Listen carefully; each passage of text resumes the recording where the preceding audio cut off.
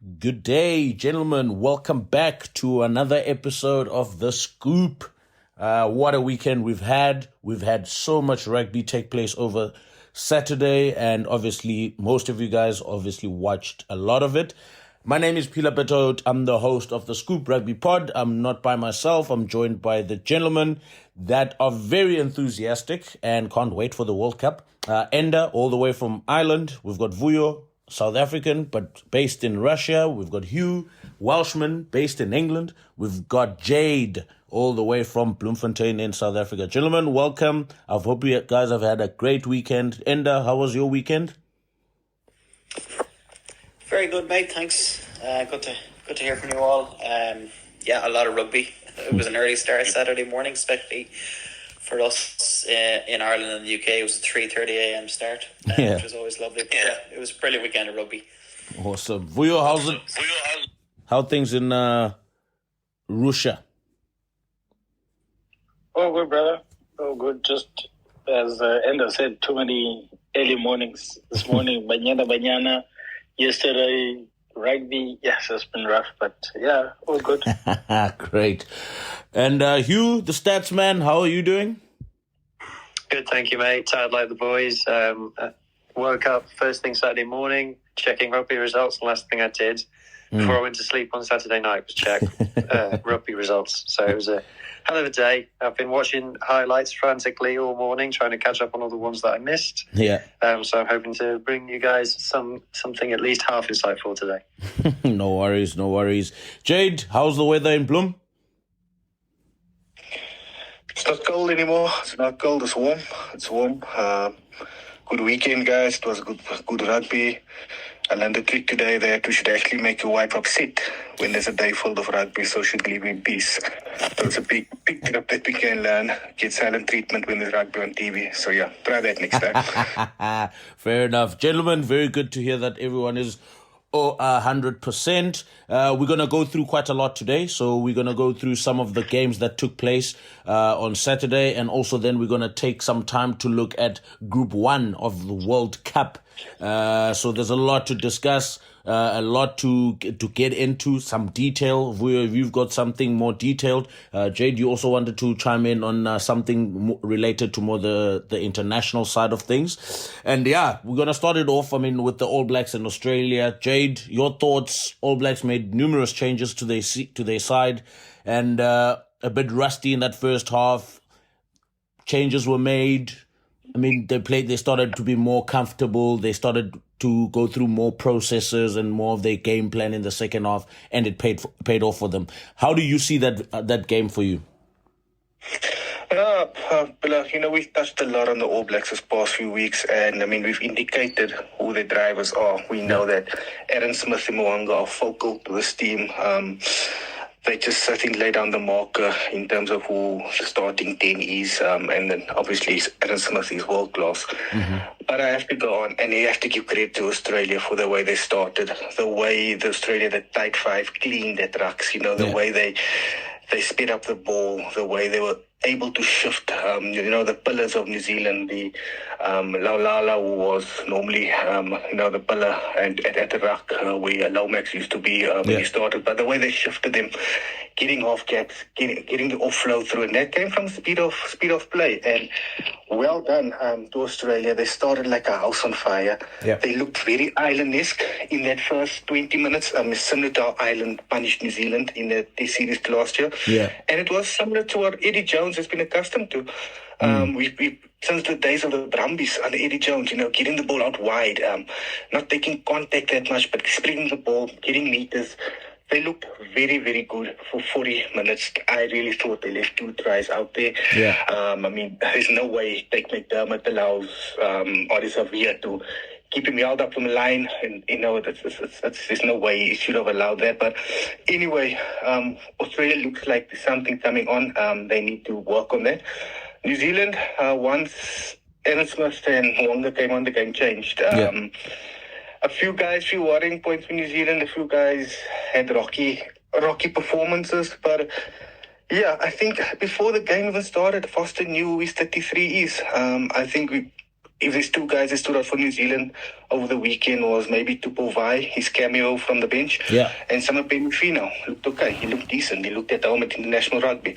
But yeah, credit to Australia. Good performance. They should have won it. They let New Zealand off the hook there. They should have landed that uppercut and, get New Zealand on the canvas. Yeah, fair enough. Vuyo, there's a lot of debate going around with regards to the instability or how stable Damian McKenzie was on Saturday.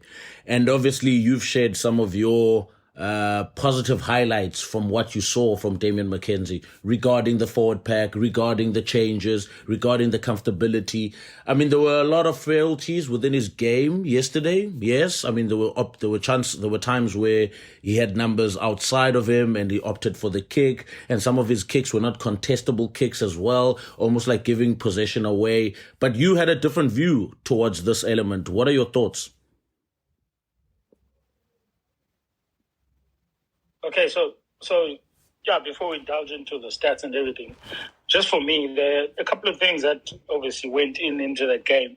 Well, maybe we can, I don't know if we can debate later, but what I picked up, the speed of breakdown, the Australia getting continuity in terms of offloads, running hard. So what I picked up with New Zealand defense, if you notice, the 9 comes in a pillar.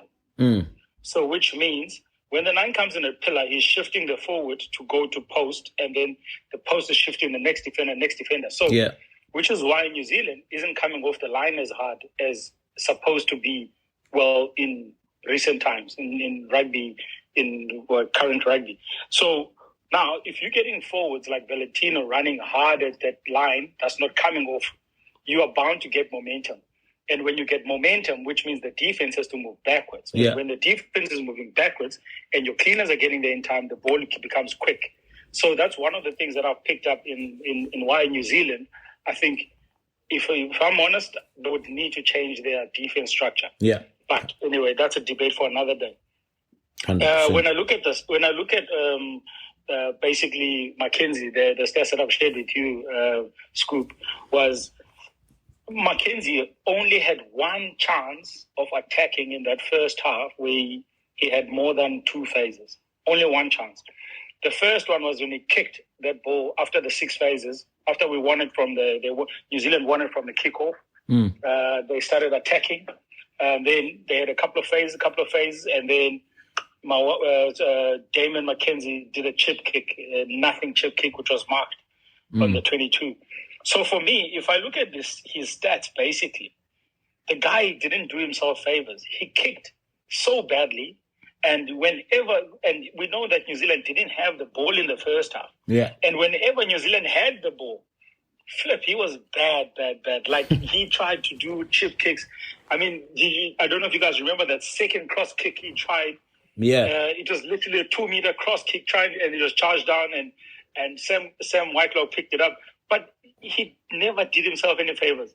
And the worst one for me, which is exactly when he got subbed, was when there was a turnover made.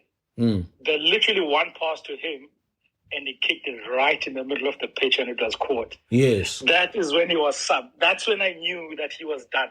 So if you look at Mackenzie's game, out of overall, I mean, when New Zealand scored, I think it was Stevenson who scored. Was it the first try or second try? First try, yeah. When Stevenson scored, Mackenzie had a lot of touches in that move. Yeah. He had a lot of touches, and he made the final pass.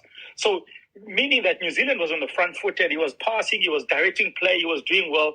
And then the one thing that he did after that, he made the last pass to score in the corner, and then literally. That's what the Mackenzie we know, like the kind of rugby that we know. Yeah. Like he gets guys moving, he gets guys going forward. But the worst, like I said, his kicking game was probably the worst I've ever seen from any player in that kind of level, especially at 10. It almost reminds me of a couple of mistakes when Lebok didn't have the greatest URC final, and everyone was slating Lebok is not ready for the Bok jersey and all of that. But anyway, just to cut it short, I think that's one of the things that I picked up about New Zealand, and I think, as I said, if they are wanting to win the World Cup, I would honestly think about how Defensive. the defensive structure is working. Because as an attack coach, I would definitely be looking at South African attack coach. If you're looking at South Africa, the ball carriers, they'll be smiling at what they're getting, because you're getting people sitting ducks. It's all sitting ducks. There's no one coming off the line. There's no one killing the space. So that's what I think. No, fair enough. Enda and then Hugh after Enda. Yeah, I just have to agree with that, to be honest. Like the defense was definitely on the back foot, and it was remarkable how much grounds, like it was crazy how much ground some of the Australians made on some of their carries. And you could tell that the All Blacks just really weren't pressing up. And also then at ruck time as well, the speed of ball, because as Theo said, they were on the back foot, their ruck speed was extremely quick and they're able to get the ball out wide very quickly. So that's definitely something they have to work on. And just touching on Mackenzie as well, I really don't understand. I think he's an absolutely brilliant player. I don't think he's a 10. I think he's a fullback, and I think he's obviously definitely going to World Cup for me anyway, and he's an impact player. But I don't really understand the obsession of putting him at 10 when you've got Moanga and you've got Barrett, both who were probably some of the best 10s in the world. I don't understand why they're insisting on having Mackenzie as a backup option. I really don't get that. I think he's a 15, and he's a brilliant 15 at that as well. So for me, I really don't like. I know I'd agree. Like his kicking game was definitely poor yesterday, but I didn't enjoy when he did have the ball, when he was, when it's loose, or when it's, when there's a loose kick or whatever, and he makes those beautiful offloads or runs really excellent lines. But for me, he's best doing that at 15. So he definitely won't be playing much. I don't think at 10 at the World Cup, but yeah, I don't get why they're going with him at 10. Yeah, fair enough. Hugh, and then maybe Jade, you can give an answer to Enda.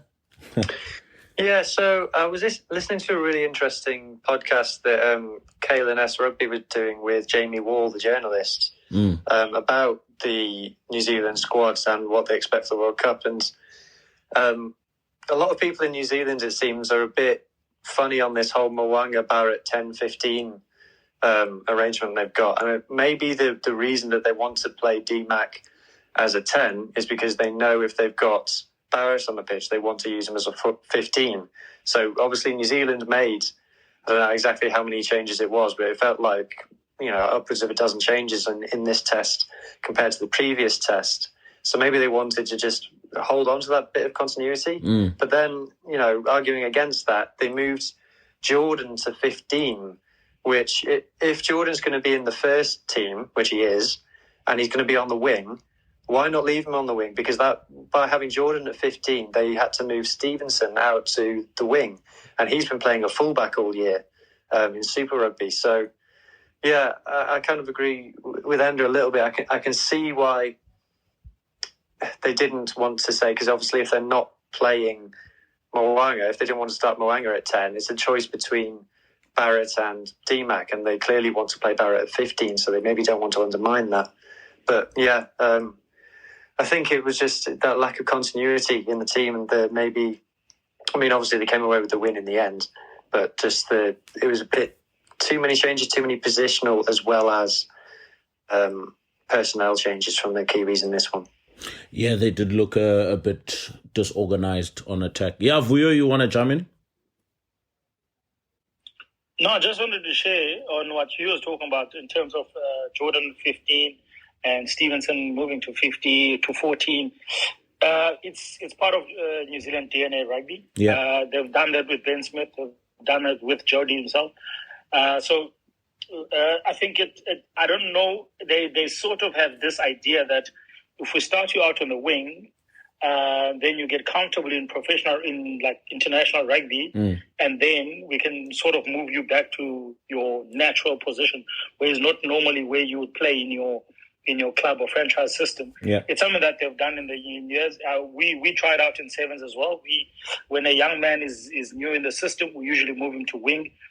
Let's say he's a center, then we usually move him to wing, start him off at wing, let him get him comfortable, and then move him to obviously his natural center position. So it does create a little bit of misunderstanding in terms of what is needed from you, especially when we say that when you make international rugby, you're supposed to be given the best chance in your best position.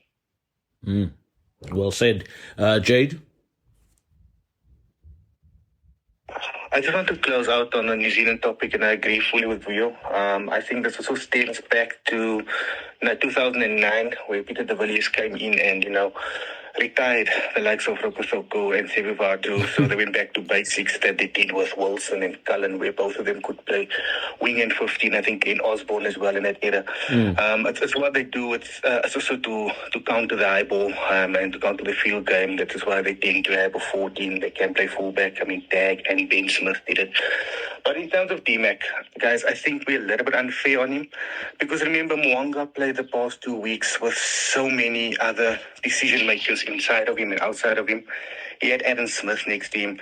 He had Geordie Barrett next to him as well, who are decision makers, Bowden Barrett at the back. So we had 3 or 4 decision makers, and guys that could help him in tough situations. Whereas against Australia, it was him next to Christie with Anthony Brown next to him. He was the only kicking option or viable kicking option in that back line.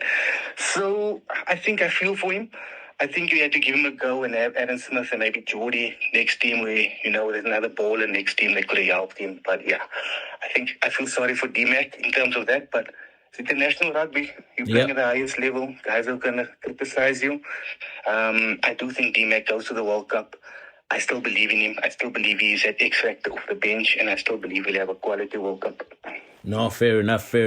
Gentlemen, now to just give you an insight of obviously what's next in the topics. So we're going to look at Scotland versus France. So I want our European experts to jump in on this, and then obviously we'll add some questions or add some value obviously into those conversations, and then look at Wales versus England. Obviously, Hugh, you'll be better suited to take this one into the lead, and then Ireland versus Italy. I'm sure Enda is pretty pleased with the result, and Hugh is pretty pleased with the result against England, and then look at the South African game against Argentina in Argentina, wearing those mint jerseys. So Enda, Scotland coming back from 21-3 deficit at halftime to pulling a rabbit out of the hat, to winning the game with 14 men against France. What are your thoughts of Scotland? I understand France had mixed it up, obviously, with some of the key players, mixing it with some junior players and some first caps in the French side as well. But what are your thoughts in terms of the overall game that you saw between Scotland and France?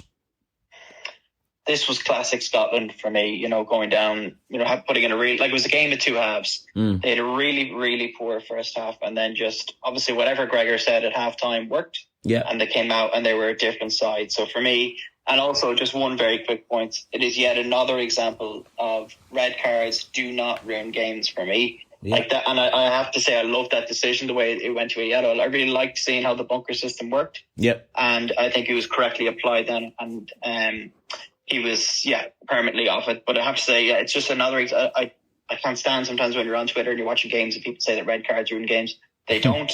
And if you do get red carded, you deserve to be down to 14 players, in my opinion. But anyway, a debate for another day. But just another example of that for me. It was the classic French play. I think that they were very good in counter attack. They don't play any ball in their own half. Yeah. But very impressed with Scotland, in particular Darcy Graham on the wing. He's been lighting it up in the URC all season as well. Last year, he's just an absolutely brilliant player. He's a game changer for them. And it was really interesting with Russell. It was his first game as captain of Scotland from 10, and I think he did a really good job. He's a very calm presence. He's a player who plays with a smile on his face. And he was just, I really liked his communication with Beck. He was very clear, very short and concise in getting his messages across. And of course, he pulled out the crossfield kicks out of the bag as well, didn't he? So really good performance from him. And to me, it makes group, it makes Ireland's group even more exciting now, knowing that Scotland are able to do this. Yeah. But Scotland are notoriously inconsistent, so we'll see what happens the next time they play. But overall, I think a really good game, to be honest, as well. I want to say that a really, really good game.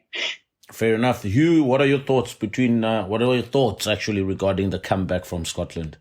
Yeah, well, it's as someone who likes to view the game as stats, it's such an outlier of a comeback that it's almost the kind of thing that if it was on a graph, I'd exclude it.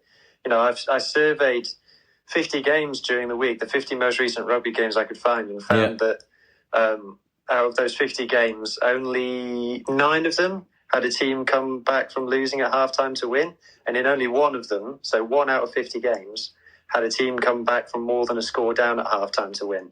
And then here comes Scotland coming back from 18 points down at halftime to win, and then you had the Kiwis coming back from 14 down at halftime to win. So I thought, oh, do I need to give up on this whole stats thing? But yeah, so yeah, it's a mad comeback that doesn't really happen. When I first saw that France team on paper, I thought, oh, okay, France have kind of chucked this, because it was pretty much first choice Scotland, and then it was like third choice France. So I thought, oh, well, this is going to be a bit of a non-event, this game. Yeah. But then obviously France run away in the first half, and it's so weird, seeing these international level France sides play this expansive, exciting running rugby, because in the top 14, if you look at all the stats from the top 14, it's so slow, it's so low scoring. It's so all about brutality in the forwards rather than backs making breaks from their own half. It's such a juxtaposition to what you'd think of watching them at the domestic level. I can't figure it out. So from a stats point of view, it was just a bizarre game, and all I'd say is just sit back and enjoy it. I don't think we'll see any games in the World Cup go like this. So, no, fair enough. Classic warm-up game. Vuyo, did you have any special or quite important moments that you saw for yourself within that game? Not much of it is important, but just commenting on the French-Italian type of mentality. With the way they started the game, they always get, when they start the game like that, they always get arrogant, and they don't really fight it till the end. So for me, it was like one of those where I'm saying again, if France win their first game of the World Cup, best for sure, it's going to go downhill, or even 2 games, it's going to go downhill, because their mentality is always about, I want to prove people wrong. As soon as they do it, and all of a sudden they go back. So for me, it was a typical French mindset, but obviously could be wrong. But I've played against France a couple of times in terms of coaching and playing, but nothing more special except that I love the way that Scotland fought. I think the one thing that Scotland's got, guys, it's that loose trio.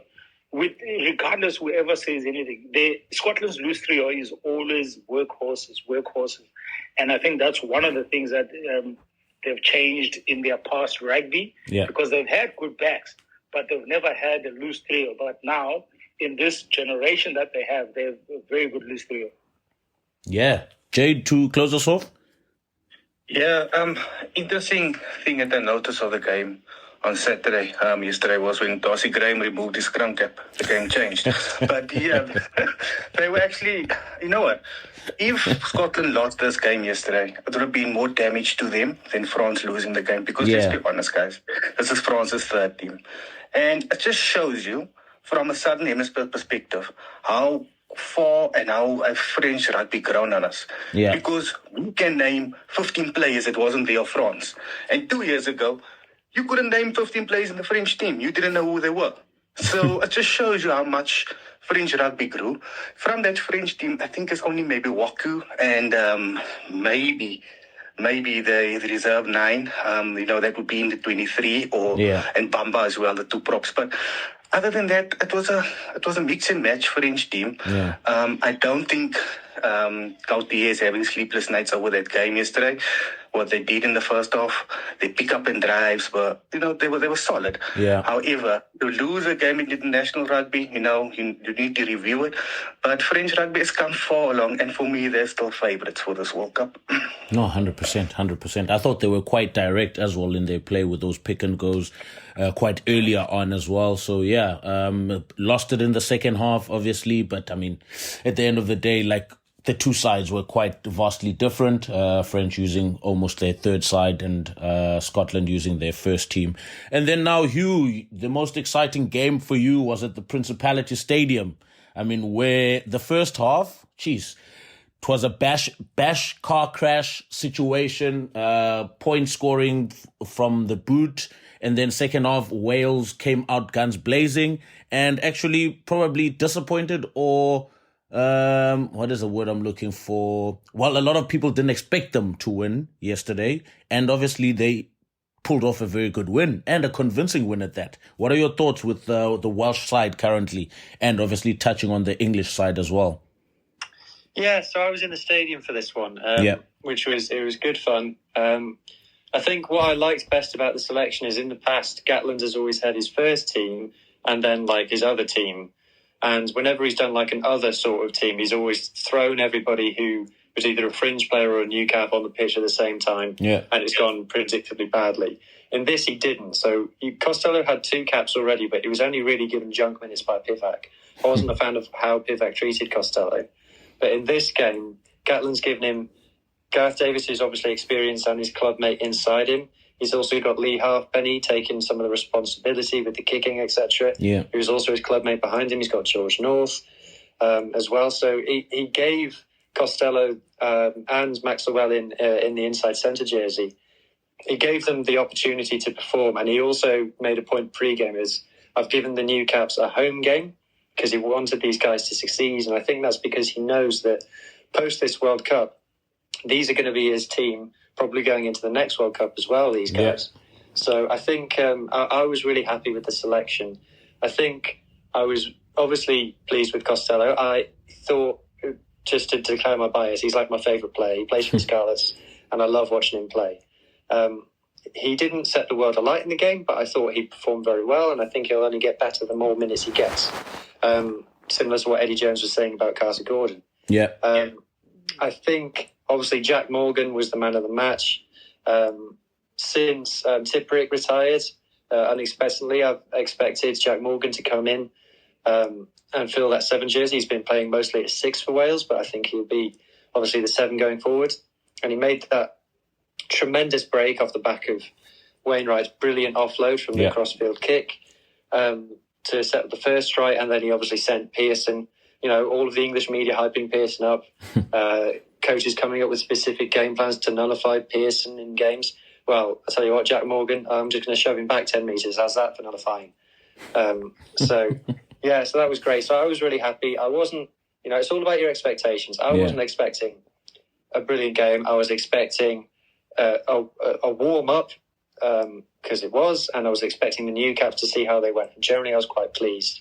From an England point of view, people say they didn't expect Wales to win. I think people have massively overblown how bad Wales are going to be at this World Cup, including Wales fans have done that. And I think people, I don't think people have appreciated how poor England are. I'm quite pleased that England lost, not just because England lost, so of course I'm pleased. Later on in the week, I've got a thread coming out where I'm going to stick the boot into England quite a bit and look at how they're completely failing to bring through any players who are able to perform at test level. I think they've got a whole World Cup window now where they've brought through Freddie Stewart, who was very good in that game because he's good in every game he plays, and Marcus Smith arguably is decent. I don't think he's as good as obviously the English think he is. But apart from that, I don't think England have brought through any particularly good players for a good 5 years now. And I think obviously Borthwick put out a team of maybes mostly. And I think maybe not is the solution he's going to be at. We think the England squad for the World Cup has been leaked already. And not a lot of new caps are making it through. I think, so I won't go on and on, but England are poor. England are very poor. They didn't score a point in the second half. No tries. Only England and Tonga failed to score a try this weekend. So we'll say that England are the worst team in international rugby currently. Let's say that. A bold statement. Jade, your thoughts on Gatz's team yesterday? I watched the game with one eye obviously on what Fiji, Wales playing against Fiji in the pools, and Fiji's a team that interests me a lot. But I saw the game and I think, right, what's Gatland going to do? Is we going to go back to Gat's ball, the trying to get a game into a real arm wrestle? And I looked at the back line, the Welsh back line, and I thought, okay, looks promising with Leith, Rhys Emmett, and you still have Josh Adams and all of those guys, and Liam Williams, Halfpenny. they're all coming into the squad. Still, North looks decent at 13. And then I look at the forwards and I'm like, okay, what am I going to get from this pack? Because I saw this pack getting demolished last year in South Africa. Jack Morgan stood out. And I thought, okay, where is your Aaron Williams-Jones? Where is your fighters in the squad? Where's your Warburton? Where's your Tolopi Fortals? Because those were the guys up front, that would carry this Welsh team and allow the Welsh to get a foothold into a game. And then once they get a foothold into the game, that's where Gatlin's at his best. He can turn the game into a real arm wrestle. And I think they're missing that. I think that is where they, up in front, they're missing a little bit of those old wise heads that could dictate the tempo of the game. They could slow the game down. They could get you a crucial turnover here or there. Could stand up physically. They are missing that. But I like what I saw against England. I like what I saw. I like the way they came back. I like the passion they showed. I like the scrum off. Davies, I like the scrum off. The 10 looks a prospect. Although I still think Gatlin, we need to know, is Gatlin going to come out and Gatlin going to show our other side of Wales, or is he going to go back to what we know Gats is about, is to get the game slower and get the arm wrestle out of the game? If he's going to do that, unfortunately, I don't think he's have the squad to do that. But if he's going to make the game faster, if he might play, more expensive, he might have the players with Reece Emmett, with Adams, to go a little bit further in the World Cup. But I think it's like crossroads in terms of your playing style at the moment under Gats. Interesting. Enda?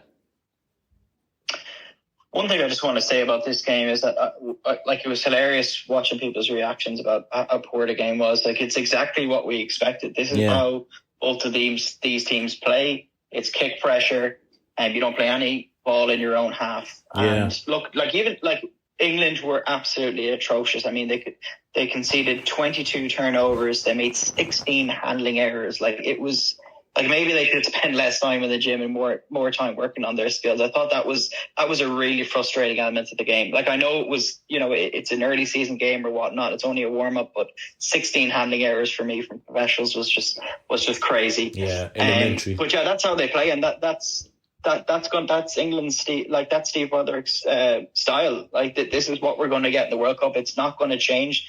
This is how they're going to play. It's going to be unpleasant to watch. But to be fair, I'm not completely against kicking. I mean, if you look at all the best sides in the world, like France and New Zealand and Ireland, they all kick the ball an awful lot. But I guess it's the type of kicks. But if you look at Kerr yesterday, he did make a lot of box kicks from the halfway line. But they were quite effective, to be honest, and they did regain the ball a lot. So, it is a good tactic, but for me, it only gets you so far.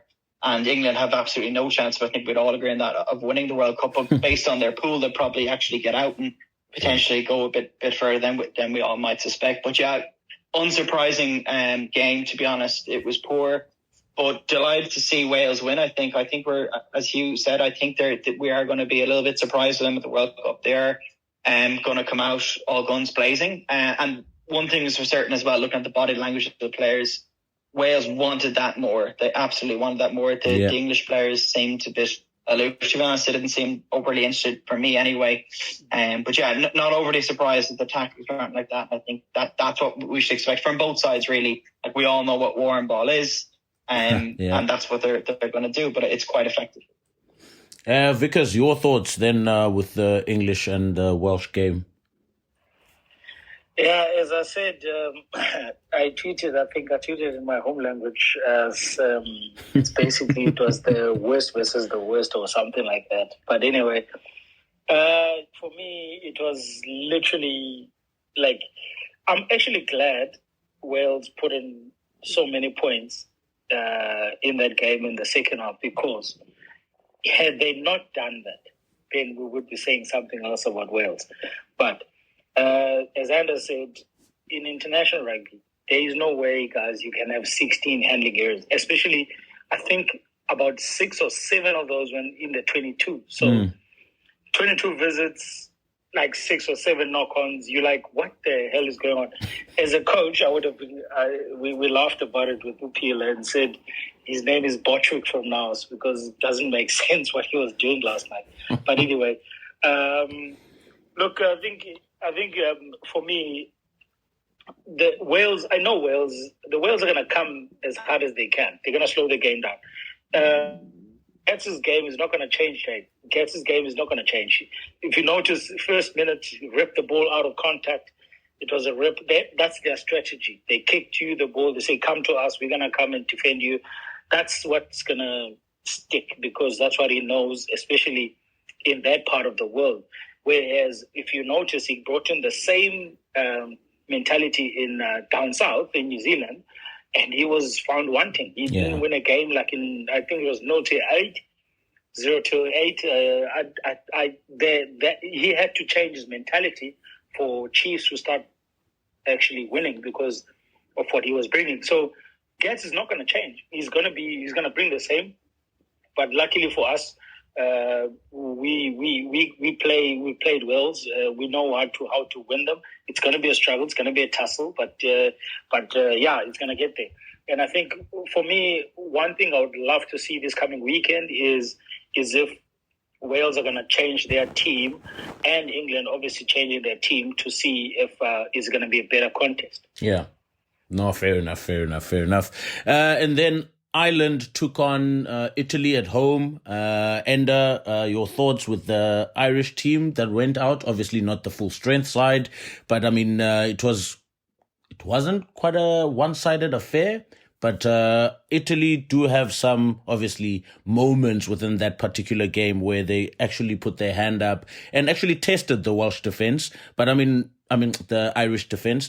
What are your thoughts with the Irish side that came out first of all, and then obviously the game plan that transpired on the field?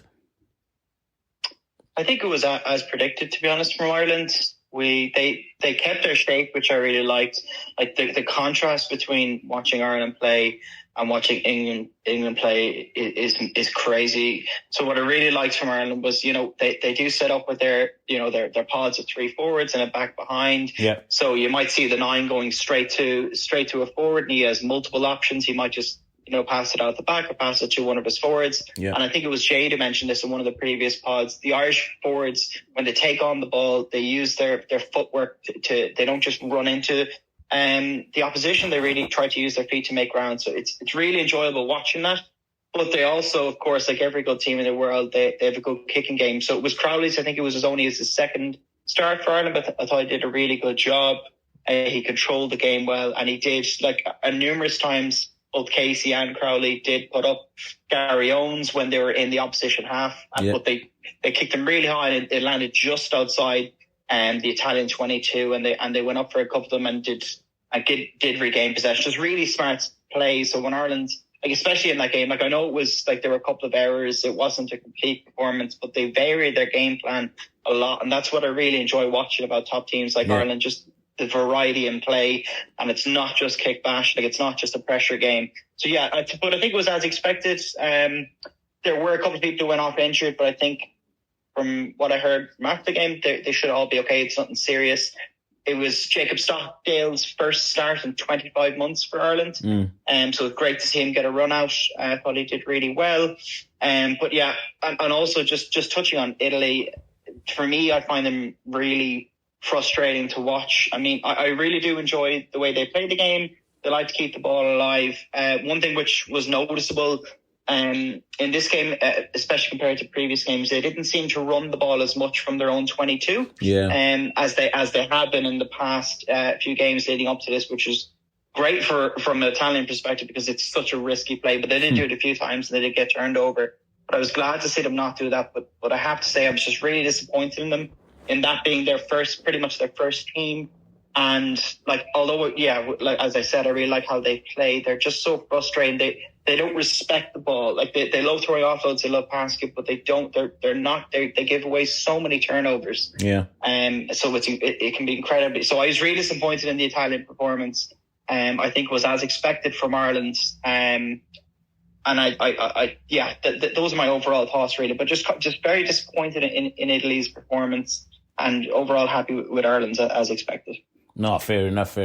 Vuyo Enders talks about, the typical style of play that we've seen from Crowley in the past years of wanting to play from their own 22? Because I know Crowley had come out saying, hey, this is our style of play. We don't want to give away the ball, because if we give away the ball, the teams run at us and our defensive patterns or systems are still not quite in place.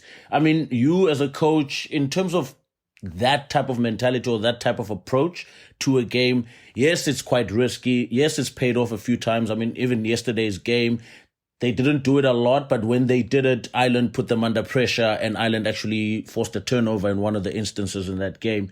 I mean, what are your thoughts in terms of that particular structure of playing, running it out from your own 22? Look, I have nothing against what Carly said about in terms of how he wants to play. I think the most important is understanding the level in which you are involved in and and what is needed. If you're going to come up with that kind of mindset and that kind of game plan against any other team, you're going to be in trouble. I mean, I could just have to all my plans ready, and then I'm saying to you, come run at me. I even have to put two players at the back in terms of after the kickoff. Yeah, and you would see that you want to run, and we would shut your space down. So it's a matter of, I don't know. For me, I would have never obviously gone out with that and said that's my style. But if you look at, as Anders said, with Italy, obviously it's Italy. They beat the Springboks. That was their rugby. And highlight. For me, I don't think they have anything that we can pick from. Their pool of players that they can pick from is very limited. And even if they do pull out that one game in the World Cup that will obviously shock everyone, it's not going to go anywhere. So for me, it's just a matter of yesterday I didn't even watch the game. I watched the first 10 minutes. Then I was like, I was over it because obviously the Springboks were about to start. Yeah. But well, I like what Anna just said, because I wanted to ask him how did Crowley do, because I still feel Johnny Sexton should be retired by now, but it's okay. But it's okay, right? So, but anyway, I'm looking forward to see what Ireland has got in the next few weeks, because obviously we have them in our pool, and it will be good for us to obviously take them on. No, fair. Hugh, your thoughts on the Irish and the Italians? So I was travelling back from Cardiff while this one was on, and I have to say it wasn't the first one that I ran to catch the highlights of. No offence, Ender, but I think Ireland versus Italy is easily the most boring international game, even more so than Springboks versus Argentina take two. And a World Cup warm-up with those two games, with those two teams, is not what I seek out in a rugby match. But yeah, I think just echoing what the guys said, when is it going to click with Italy? There's a lot of people, especially online, hype up Italy a lot and talk about where they're going and what they're building and things like, okay, but obviously they beat Wales, so maybe I should shut up. But when are they going to turn that into something material? Yeah. I just get a bit frustrated from Ireland. Yeah, it's standard Ireland. It's what they always do. I think I really like Crowley. I watched what he did, obviously, for Munster in that semi-final against Leinster. And I think him coming through over there, you got Costello at the Scarlets, and then Lebok, who we'll talk about in a bit, at the Stormers. I like these really young, exciting fly halves that the URC is producing. They're right at the beginning of their careers now, and I think we're going to be talking about these three guys for the next World Cup cycle a lot. I think these guys are going to be wearing their international colours a lot. So I'm looking forward to seeing them. Yeah, I'm a big Crowley fan, and I think he's managed to achieve in a very short space of time something that the Burns brothers and what's the other guy name? I've gone blank. The guy who's plays for Munster. Ender, help me out here. What's the guy who's always injured? Joey Carberry. Joey Carberry, yeah. Thank you, mate. So I think he's managed to, in a very short space of time, cement himself as second choice behind Sexton. But of course, Jack Crowley has won the URC, which Johnny Sexton has never done. So there you go, something in his favour. Funny. Jade, your thoughts on that game, and then we move on to the Springboks and Argentina. Yeah, I watched the game and it was interesting to see how Doris would go at 7. There's also this myth in Ireland, what happens if the South African-born flanker, Josh van der Vlier, if he gets injured, what happens to Ireland? But yeah, there's a lot of... I heard Josh van der Vlier was actually Dutch. Yeah, but it's a myth in South Africa. It's born in South Africa. But anyway, it was also interesting to see how he goes. Well, one thing I can say of Ireland is they're well drilled. Come on, guys. First game in a few months, and they still look like, a more or less a well-oiled machine. I like the squad. I like what they offer. I like the inside centre that played yesterday, McCloskey. I think he offers more than Robbie Shaw. I think it's time to shift the baton over to him now and enter. But yeah, for me, Ireland, well-oiled machine. Farrell knows what he's doing with the squad. What you see is what you get with them. You know what they're going to bring it to you. You can try and stop it. You just might not stop it because this team they are very, very good at what they do good. Italy, Crowley, I don't know. Like Fuyo said, if they're going to play an expansive game or just try and keep the ball away from the French and the All Blacks in the World Cup, they might get a few heavy scores against them. They're going to need to learn to hustle and hustle fast before this World Cup and maybe take a leaf out of Argentina's book to see the way Argentina hustled, South Africa and Australia and New Zealand into results. I think that's the best chance. I don't think by playing expensive against France and New Zealand, I don't think it's going to help them much in this World Cup because they're going to play into their hands. Yeah. But yeah, good game. From Ireland's perspective, good start. They did what they should do, was business as usual. No, fair enough. Jade, without going away, I'm going to keep it with you. Going back to now Argentina and the Springboks.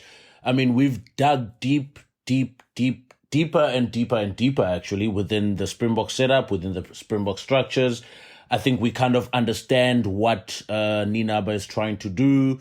But key things now within that Springbok performance yesterday, obviously they made massive changes as well. I mean, are you happy with how Manie Libbok managed that game? I mean, he looked very comfortable from my perspective. What are your thoughts in how his overall game has grown in leaps and bounds throughout the season at international level? Very, very mature performance yesterday. I mean, goal kicking might have been, a little bit of a Achilles heel yesterday, but I mean, a very, very good performance yesterday. The try of Kane and Moody is what Manie Libbok is all about, what we can expect from him. For me, I think we're having Damien Willemse, at fullback. He helped him a lot, and also having the exit option of Andre Esterhuizen next to him. Yeah. The exit ball where Andre would bash it up was very good. Good solid for him. I think for me, in terms of Manie Libbok, is the argument is not there anymore, guys. Does he deserve to be a Bok? He is a Springbok. He deserves it. For me now is how he can get that jersey from Pollard. And that is important. Yeah. And that is what we need to notice.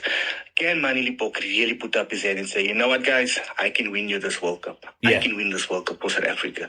Forget what happened in the URC. I can be the man. And I pretty much think Libbok believes that. I think he knows he can be that man. There's a difference between Pollard and Libbok. We know there is a difference, but I think it's just assessing the squad, what happens with the squad when Libbok is in there and what's the difference when Pollard is in there and, making the right decision. But for me, this guy's ready at the national level. He is, he's ready. He is there. Another quick thing from yesterday, I know there was a lot of Bok barometer guys out there finalizing the 33. Another guy that put his hand up yesterday was Kane and Moody. I think Mapimpi might have his sleepless nights now to go to the World Cup. Moody had an awesome game yesterday. And Dion Fourie as well. So, yeah, I think there's a few more decisions to be made in that Bok team now. So, yeah, those two also had standouts. And Jesse Creel as well. So, yeah, a good performance by the Boks yesterday. Considering, Argentina's not an easy place. Mitch Mack's squad, Greavy's 100th game, a lot of passion and emotion.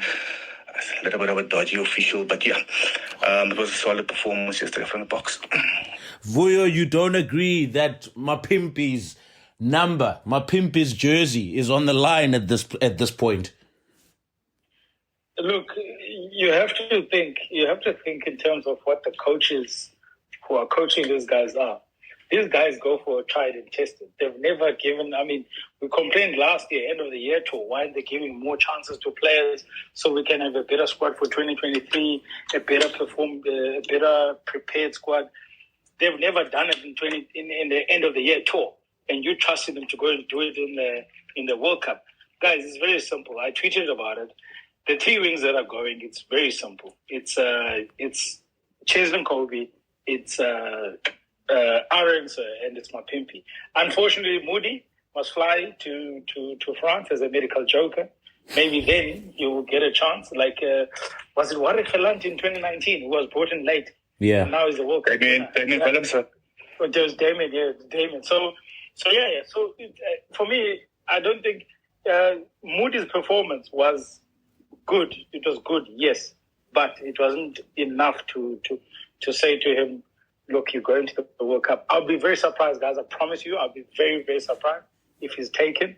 Because remember, unless Lucanio's injury from last night isn't obviously what we thought it was a niggle, but it's not. Yeah. Unless that's the case, but I don't see Moody going.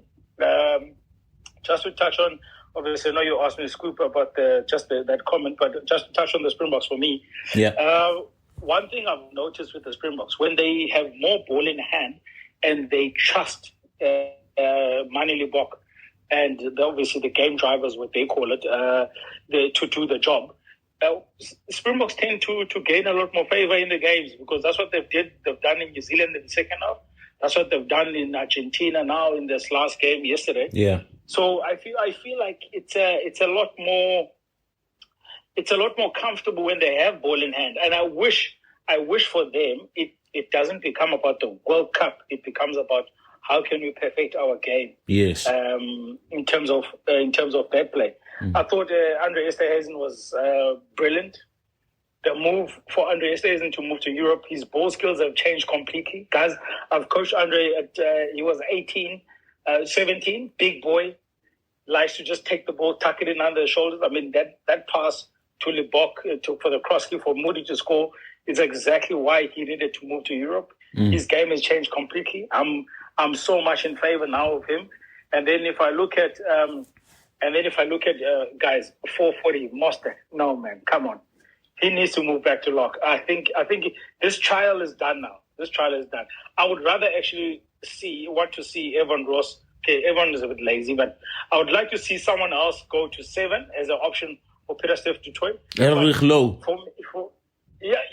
No, Elrich is proper. I mean, I've also coached Elrich, luckily for me. He's proper. He's a proper kid. He's played 7 for us at the Kings. He's played 80 for us at the Kings. And we actually was the one, we said to Jake, listen, if you don't take this kid now, you're going to miss out because the Kings are closing down. And he literally snapped him up. And look at where Elder Flow is now. I think he's one of the best players you can find. He's in terms of just the 7 and 8 role. He slots in easily.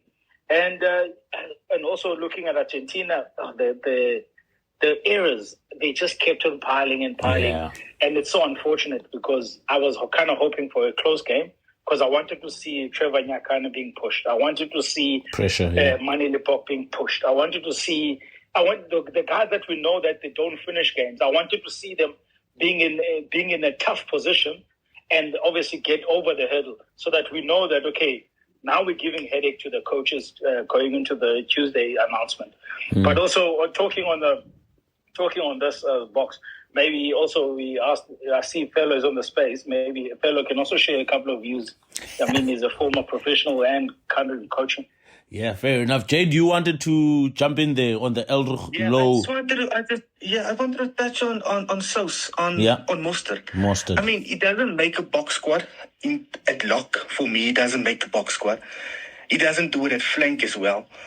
What's his role in the squad? He's work rate. He's not better than Peter Steph. He's not better than Ori, Klein, Ergia, Loot, or Itzebeth on current form. He's playing in Japan. I think if there's one guy that you could really leave it down for this World Cup, it's Mostert. I don't get what this guy's role is at 7. I really don't get it. So you would be surprised if they picked him for the World Cup? No. You wouldn't? He'll go. He's He will going. Go. Oh, No, okay. he'll go. But I think Jean-Luc de Preer, Erich Low, I know he had a quiet season this year. Even my man, they partied for 4 or 5 nights up the UFC last year. Daimani at 7 is a better option, than Mustard.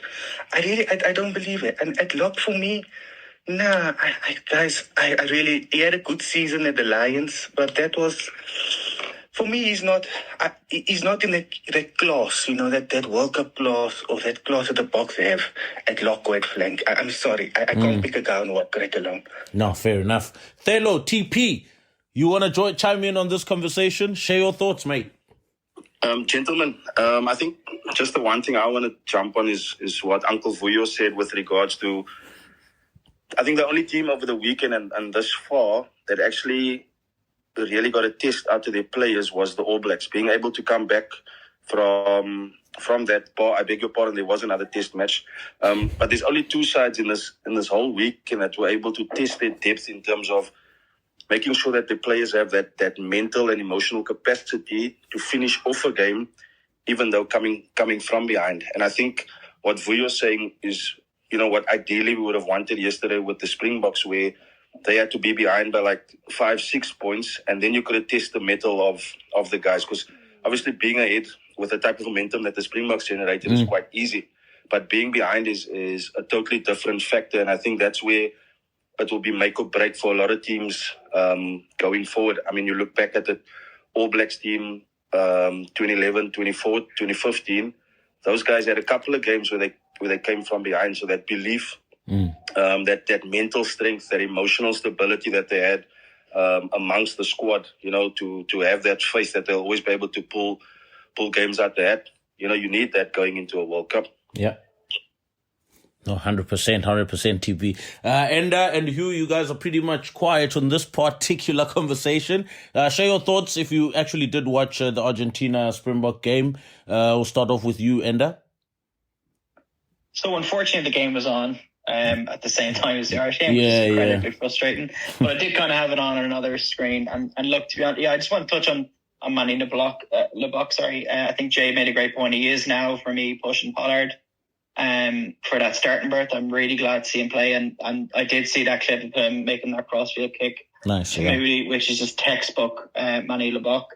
I still think for me, he probably doesn't start. I think Pollard starts because that's how I think Pollard suits South Africa's game plan more. But LeBlanc is that player that you can bring on who can absolutely change a game. He can make a break himself, or he'll put somebody else into space, or make a fantastic crossfield like he did yesterday. And I think I agree with Vuyo just on Mapimpi. I think Mapimpi will go. You have to look at his experience. I think Moody did really well, and it's going to be really harsh if he doesn't make the squad. But I think, you have to look at the selectors, and they tend to go on who they picked previously, and Mapimpi for me will go.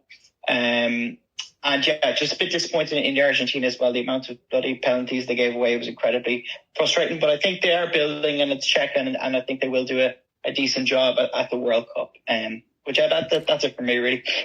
Fair enough. Hugh, and then Vuyo, you can close it off. Yeah, again, I didn't get to catch this one live, but I think from an Argentinian point of view, I still don't think they've solved their inside centre issue. Coco Barres had to go off injured after 2 minutes, I've seen, and then Moroni came on, and I think Checa very much wants Moroni to be a 13.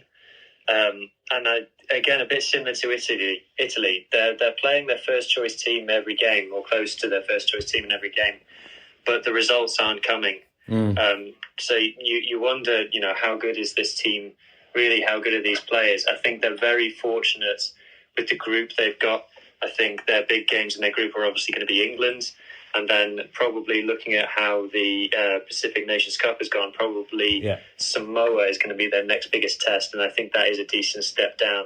So I do expect them to get out of their group, but yeah, I'm struggling to wonder where their confidence is really, because they're losing all the time. I think from a South African point of view, I think it was good to see Fulham set at 15 rather than 10. I think he's much more suited there.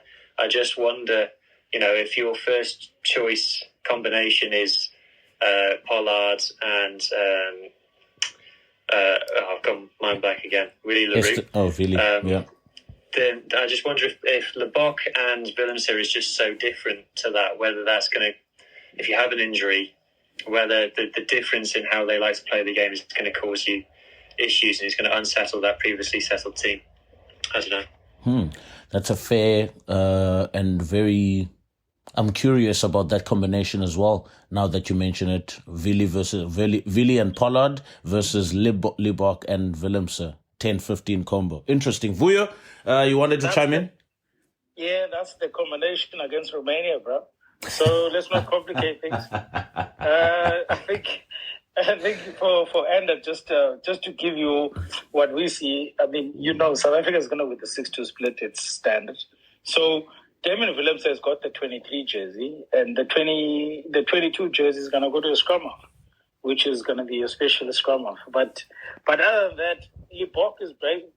Libok is going to go to the World Cup. The only thing is that he's going to start one game against Romania, and that's it. Unless against Tonga we go with a 5-3 split, and then maybe he might be in the mix. But there's no South African. What the coaches have told us previously is that we go with the tried and tested, and we stick to the plan. So plan A is to plan A, and then plan B is to push plan A, and then plan C is to push plan A. So it's pretty simple. Libok, if Libok is going to the World Cup, he's going to start one game. Otherwise, he's not going to be in the team for the rest of the tournament. Interesting. All right, gentlemen, we're gonna wrap it up now with the look at Pool A of the World Cup. So I'm gonna start off with the guys from left to right, actually. So it's Enda, Vuyo, Hugh, Jade, and then TP. So Pool A, we've got France, Italy, Namibia, New Zealand, Uruguay. I want you to share your thoughts, Enda, on the group, and then who makes it out that group. I think this one's pretty clear. Going on, it's all between who will come out on top. We all know it's going to be the All Blacks and France coming out. Italy, I don't see them. They will not beat France or the All Blacks. They might put in a solid first half against one of them, which is what they tend to do in the Six Nations. They'll put in a good first half and then they just fall away. In the second, so it's clear for me who's coming out on top. Yeah, All Blacks and France. In terms of who comes out on actual top, though, based on form, who's number one and two? The All Blacks, to be honest. Yeah, they're based on form. It could be the All Blacks. But France are playing at a home World Cup, so it's completely 50-50. Who knows? Italy, they're not making it out of the group. It's very unfortunate for them that that's their group. I mean, talk about a group of death for them. So they're, and I think that's it. And then Wooden Spoon. Probably Namibia. I think I haven't seen enough of Uruguay, but looking up based on previous performance, I would say that Namibia. But yeah, who knows? It's impossible to predict who's going to come out on top, but we all know who's coming out of this group. Fair enough. Vuyo? Sorry, guys. So for me, it's pretty simple. As Anders said, I think it's very simple. France, New Zealand top. I would go with I wanted to think about 2007, but I said to myself, no. Because 2007, France started the first game against Argentina and they lost at home. Yeah. So I will go New Zealand top the pool and over to France second. And then over to Wooden Spoon is Namibia because, they lost to Uruguay recently. They got pumped actually. And then obviously Italy is going to win all three. So basically, if you go to the World Rugby app, the World Cup app, you look at how it's standing. That's exactly how it's going to finish. Oh, heavy. You? Yeah, I guess as we said, so Uruguay and Namibia played each other last night in our time, and Uruguay came out 26-18 winners. But that kind of puts a bit of gloss on it because Namibia scored very late on to kind of put some respectability on the scoreboard. For me, I think Uruguay are probably the best of the emerging nations, if we call them that. So I expect them to finish second bottom. Namibia, sadly, they go to every World Cup, but I don't think they've ever won a World Cup game. And I see that continuing. And yeah, same as the other guys. I think I'll be tuning in to Italy versus Uruguay for interest, but I'm not expecting a shock in that. I think I completely agree with you guys. The finishing order in this one is the only question is who's at top, France or New Zealand. And I don't think it really matters who's top, to be honest, because I think that the route to the final, whether you finish top or bottom for those guys, is pretty much as difficult either way. Yeah, but who is your number one? Who is your number two? And your wooden spoon? Okay. So wooden spoon is Namibia. The point that was made earlier about if France win it, then they'll think they've already got the tournament won is interesting. Yeah. I'm going to go France. I think France are at home, and that's what decides it for me. Fair enough. Jade?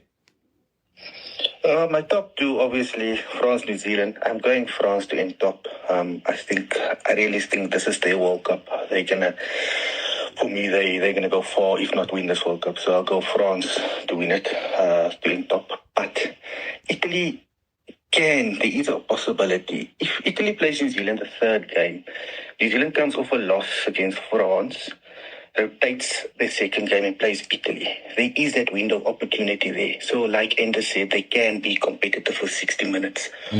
Maybe they can, shock the world because it is a World Cup after all.